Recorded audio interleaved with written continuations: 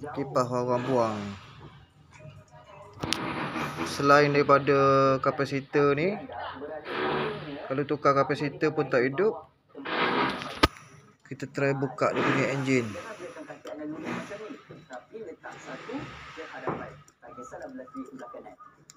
Di dalam coil ni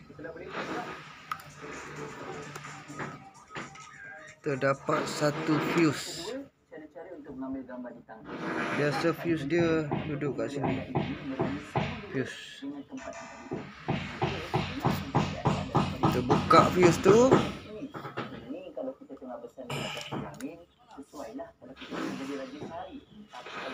cari dia punya fuse.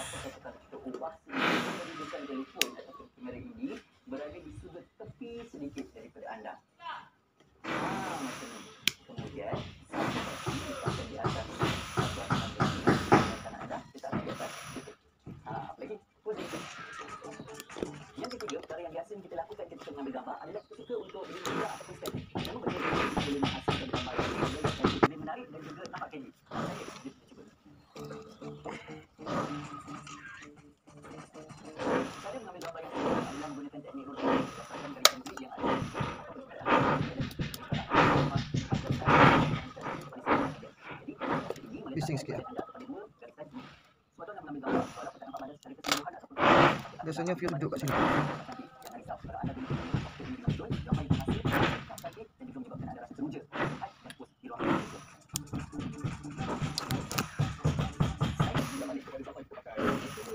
Fuse dia ada belakang sini.